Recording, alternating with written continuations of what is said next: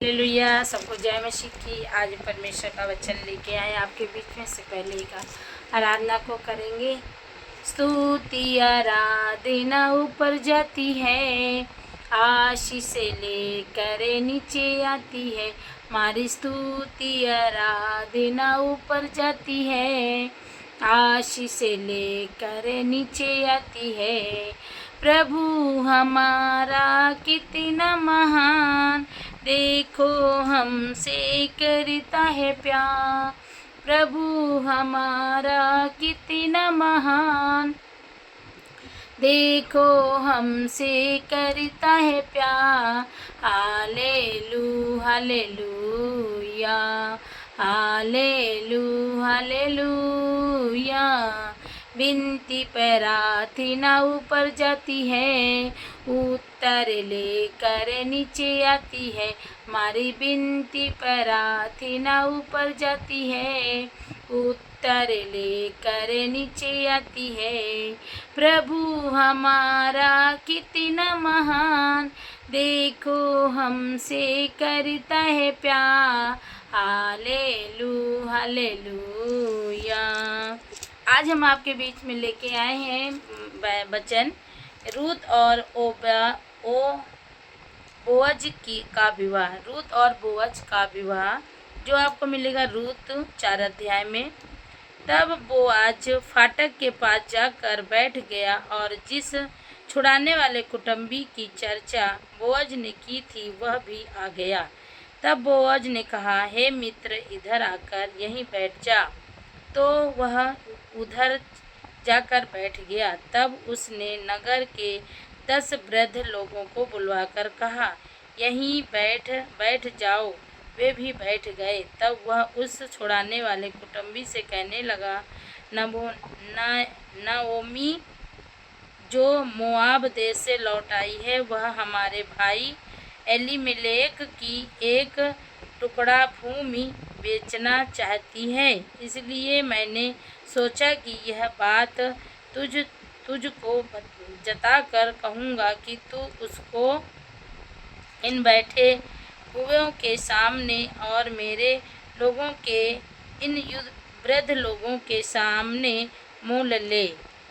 प्रभु का वचन क्या बता रहा है? प्रभु का वचन ये बता रहा है कि जो रूत थी और बोअज था, बोअज जो वहाँ लोगों को एक कुटुंबी, मतलब जो रूत के कुटुंबी के रूत नमोनी के नओमी के परिवार से एक कुटुंबी को, मतलब उसके कोई भी रिलेशन का था, चचिया ससुर था रूत का, या उसके बेटा था, वो कोई उसके परिवार का रिलेशन का था। तो बोअज उसको लेके आता है कि तू यहाँ पर बैठ जा, जहाँ पे बूढ़े बुजुर्ग बैठे हैं वहीं पे तू बैठ। और जो ये खेत है, इसका जो थोड़ा सा टुकड़ा इसका है, इसको तू जो उन्होंने खरीद लिया है, तू इसको खेत को क्या छुड़ाएगा? क्योंकि तू परिवार का है, और तेरी ये भाभी है या छुटकी लगती है कोई भी, तो क्या इसको तू छुड़ाएगा कि नहीं छुड़ाएगा? तो इसीलिए और गांव के लोगों को, बूढ़े बुजुर्ग को, पूर्वजों को वो बुला के वहीं पर साथ में बैठालता है कि देखें ये लोग क्या बात करते हैं। तब जब कुटुंबी से कहने लगा, नओमी मोआब देश से लौट आई है। जो नओमी थी मोआब देश से लौट आई है, तो क्या कहते हैं कि हमारे भाई एलीमेलेक की एक टुकड़ा भूमि बेचना चाहती है। जो हमारा भाई था उसका जो एक टुकड़ा है वो बेचना चाहती। नओमी अपने ज़मीन को थोड़ा बेचना चाहती है। इसलिए मैंने सोचा कि यह बात तुझको बताकर कहूँगा। तू इनको बैठे हुए लोगों के सामने, मेरे लोगों के, वृद्ध लोगों के सामने मोल ले ले। कहीं जो जितने बूढ़े बुजुर्ग लोग बैठे इनके सामने तू बता कि इनके खेत को तू मोल खरीदेगा कि नहीं खरीदेगा। तो उसने बैठे हुए के सामने और मेरे लोगों के इन वृद्ध लोगों के सामने मोल ले। यदि तू उनको छुड़ाना चाहता है तो छुड़ा, यदि तू ना छुड़ाना चाहे तो मुझे ऐसा ही बता दे कि मैं समझ लूँ, क्योंकि तुझे छोड़ उसके छुड़ाने का अधिकार और किसी को नहीं है, और मैं तेरे बाद में हूँ। वो कहता है कि पहले तुम्हारा अधिकार, क्योंकि तुम इनके परिवार के हो, तुम इनके खेत को छुड़ाना चाहते हो। अगर नहीं छुड़ाना चाहते हो तो उसके बाद में मैं देखता हूँ। तो फिर कहता है कि मैं उसे छुड़ाऊँगा, फिर मैं भी उसे छुड़ाऊंगा। फिर बोअज ने कहा, जब तू उस भूमि को नओमी के हाथ से मोल ले, तब तुझे उसे रूत मोअमनी के हाथ से भी, जो मरे हुए की स्त्री है, इसी विचार से मोल लेना पड़ेगा कि मरे हुए का नाम उसके भाग में स्थिर कर दे। क्या कहता है कि ठीक, वो कहता ठीक है मैं इस खेत को ले लूँगा। तो बोअज कहता है कि अगर तू इस खेत को लेगा तो जो इसकी बहू है, नामूनी की जो बहू है रूत, इससे भी तुझे क्या करना पड़ेगा, विवाह करना पड़ेगा। जो इसका आदमी मर गया है, इसका ये बहू है, नामूनी की बहू है, नाओमी की बहू है, तो उससे तुम्हें क्या करना पड़ेगा, विवाह करना पड़ेगा। तो क्या कहता है,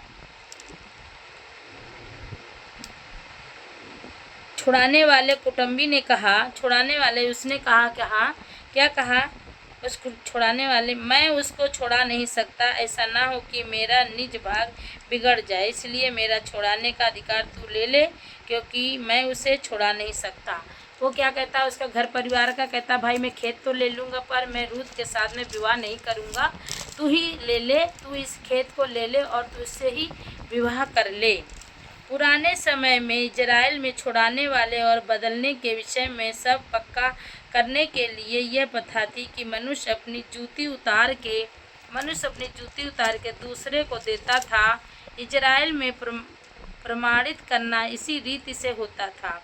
इसीलिए उस छुड़ाने वाले कुटुंबी ने बोअज से यह कहकर कि तू उसे मोल ले ले, उसने अपनी जूती उतारी। तब बोअज ने वृद्ध लोगों और सब लोगों से कहा, तू आज इस बात से साक्षी हो कि तू कुछ एलीमेलेक का और जो कुछ किलियोन और महलोन का था, वह सब मैं नाओमी के हाथ में मोल लेता हूँ।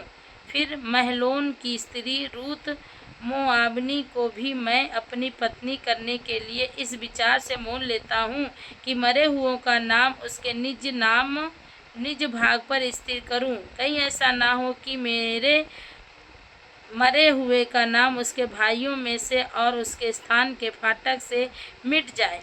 तुम लोग आज साक्षी ठहरे हो।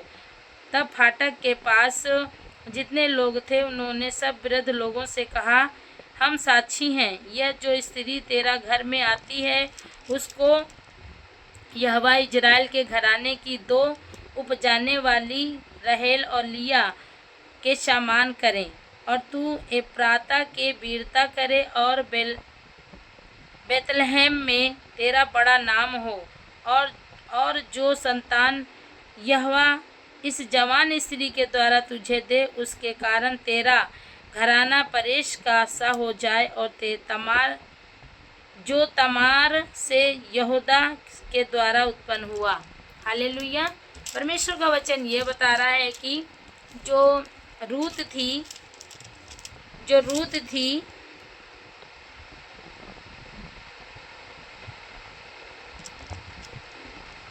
क्या होता है कि जो रूत थी वो नाओमी की बहू थी। जो नाओमी के बेटा मर गए थे और उसके पति भी मर गया था, उसके घर में कोई नहीं था, सब नाओमी और उसकी बहू थी बड़ी वाली। तो वो रूत को लेके अपने साथ रहती थी। तो वो क्या कहते, वो जो उसके घर परिवार का एक था, उससे बोअज ने कहा कि अगर तुम इसके घर का एक टुकड़ा है इसके परिवार का जो इसके अधिकार में आता है, उसको तू खरीदना चाहता है, तो कहीं ऐसा ना हो कि परिवार के लोगों को पूछा नहीं और अपना खरीद लिया और शादी कर लिया। तो इसलिए उसने कहा तुम परिवार के हो, तुम इस खेत को ले लो जो थोड़ा सा टुकड़ा है इसके हिस्से में आया है, और फिर इसके बाद तो इसकी शादी भी कर लेना ताकि इसका वंश बढ़े।